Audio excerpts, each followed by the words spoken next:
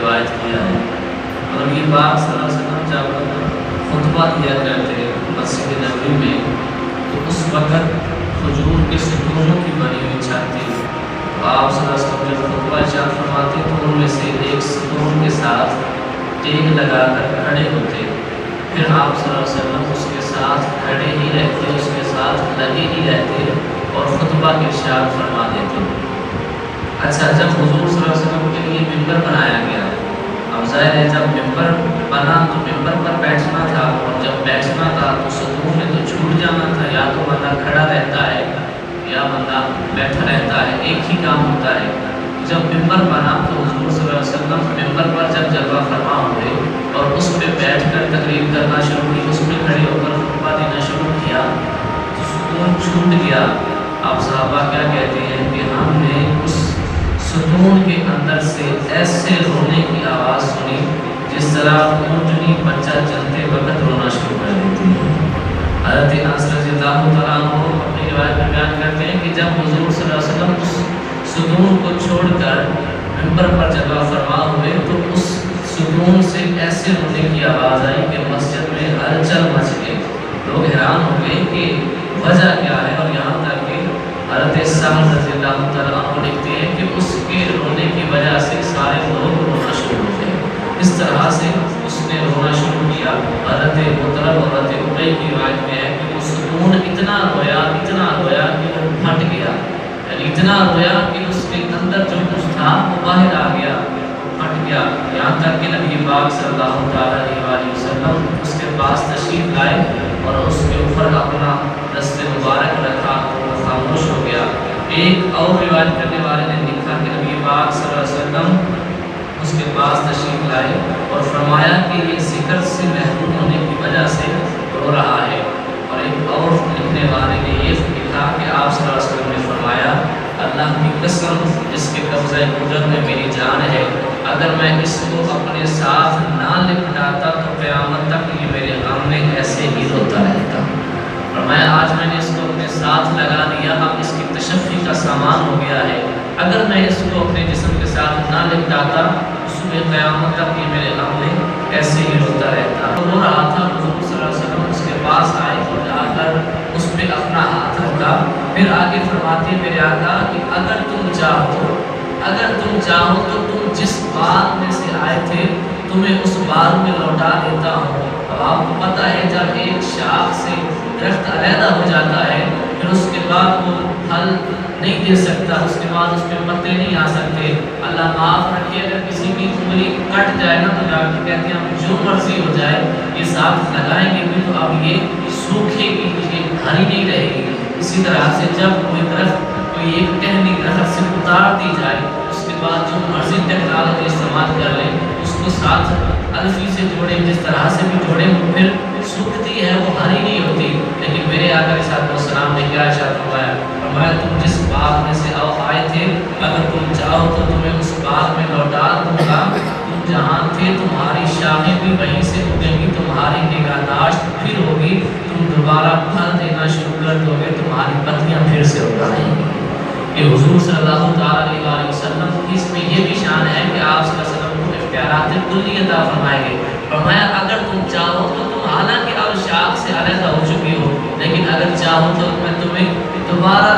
اس باغ میں پہنچا دیتا ہوں، تم وہیں سے پھر شروع ہوگے جہاں سے کاٹ کر آئے تھے، کٹ کر تمہیں لگایا گیا تھا وہاں سے پھر تم شروع ہو جاؤ گے۔ اچھا ایک یہ آفر کی پھر اس کے ساتھ پھر فرمایا اگر تم چاہو تو میں تمہیں جنت میں بولوں کہ اس سے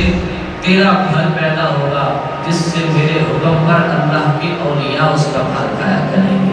اگر تم چاہو تو تم دنیا میں رہنا پسند کر دو، دنیا کے کسی باغ میں تمہیں بھیج دیتا ہوں، اور اگر تم چاہو تو تمہیں جنت میں بھیج دیتا ہوں۔ پھر آپ صلی اللہ علیہ وسلم نے جب یہ ارشاد فرمایا تو پھر اس نے کیا کہا؟ اس نے کہا کہ یا رسول اللہ میں جنت میں آپ صلی اللہ علیہ وسلم کے قرب کو پسند کرتا ہوں۔ تو آپ صلی اللہ علیہ وسلم نے ارشاد فرمایا کہ اس نے بہت اچھا کیا، اس نے دار فنا پر دار بقا کو ترجیح دی، یعنی دنیا میں اگر کسی باغ میں جاتا تو کچھ عرصے تک ہی رہتا پھر آخر ختم ہو جاتا۔ اس درخت کا نام تھا ہنانا، ہنانا اس درخت کا نام تھا۔ حضور صلی اللہ علیہ وسلم نے جب اس کو چھوڑ کر ممبر پر خطبہ دینا شروع کیا تو یہ عشق رسول میں اتنا رویا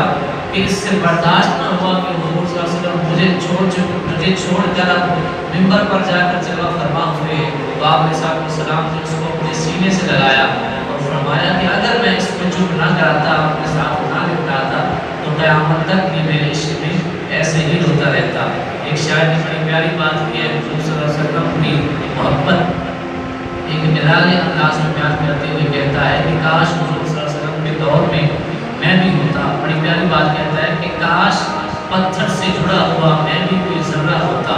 کاش پتھر سے جڑا ہوا میں بھی کوئی ذرہ ہوتا، پھر میرے لب پہ میرے آقا کا طلبہ ہوتا، پھر میرے لب پہ میرے آقا کا طلبہ ہوتا، اور لوگ آتے میری قسمت کی زیارت کرنے، لوگ آتے میری قسمت کی زیارت کرنے، میرے ماتھے پہ تیرے پاؤں کا نقشہ ہوتا، میرے ماتھے پہ تیرے پاؤں کا نقشہ ہوتا۔ اور اگلی بات بڑی پیاری ہے، شاعر کہتا ہے کہ میرا سینہ آپ کی نالین سے پیوست رہے، میرا سینہ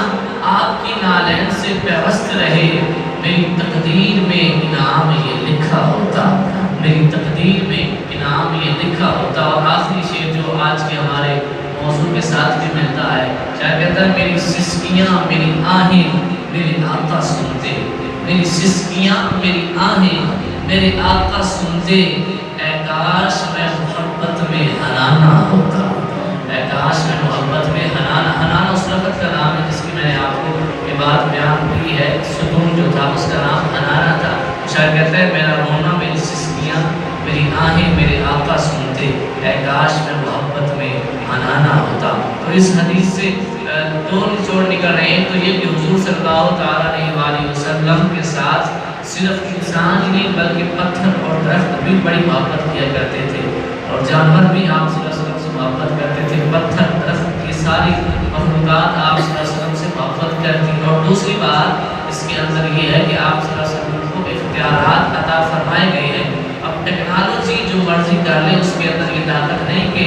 اتری ہوئی ایک ٹہنی کو بھی وہ دوبارہ درخت کے ساتھ نہیں لگا سکتی، لیکن میرے آقا علیہ السلام کو اللہ تعالیٰ نے یہ قوت عطا فرمائی ہے، وہ چاہے تو درخت کا پورا ایک حصہ اگر اترا ہوا ہو اس کو دوبارہ درخت کے ساتھ جوڑے، اللہ تعالیٰ پھر اس کو وہی زندگی عطا فرما دیتا ہے۔ تو حضور صلی اللہ علیہ وسلم سے محبت یہ ہمارے ایمان کا ایک لازمی حصہ ہونا چاہیے، اور حضور صلی اللہ علیہ وسلم سے محبت کے اندر اتنا ہو جانا چاہیے کہ پھر دنیا دار جو ہے، اس کی مثال دیتا ہوں، ہر بندے کا اپنا اپنا رنگ ہوتا ہے پیار کرنے کا۔ ایک تابعی ایک دن ایک صحابی سے ملے، کہنے لگے کہ آپ نے تو نبی پاک صلی اللہ علیہ وسلم کو دیکھا تھا، بتائیے حضور کی کیا خدمت کی؟ تو وہ صحابی کہتے ہیں کیا پوچھتے ہو؟ ہم نے اپنا تن بھی حضور پہ لٹا دیا، اپنا من بھی حضور پہ لٹا دیا۔ کہا اچھا اور کیا کیا؟ وہ بتانے لگے کہ حضور صلی اللہ علیہ وسلم اگر جنگ میں ہمارے ساتھ ہوتے، ہم ایک تیر بھی ان کی طرف نہیں آنے دیتے تھے، کوئی ان کے آگے کھڑا ہے، کوئی پیچھے، کوئی جائے کوئی بائیں، حضور صلی اللہ علیہ وسلم پر ہر طرف سے ہم پہرا دینے کھڑے ہوتے، آپ صلی اللہ علیہ وسلم پر جان نچھاور کرنے کے لیے ہر وقت تیار ہوتے۔ اب ہر بندے کی محبت کا اپنا رنگ ہوتا ہے۔ وہ تابعی کہتے ہیں وہ چھوڑو جی، آپ نے کیا محبت کی تھی، کاش حضور ہمارے دور میں ہوتے تو حضور صلی اللہ علیہ وسلم کو ہم زمین پہ چلنے نہ دیتے، جب بھی چلا کرتے ہمارے قدموں پہ چلا کرتے، حضور صلی اللہ علیہ وسلم کو زمین پہ قدم رکھنا ہی نہ پڑتا، ہمارے قدموں پہ ساری زندگی حضور صلی اللہ علیہ وسلم چلا کرتے۔ تو ہر ایک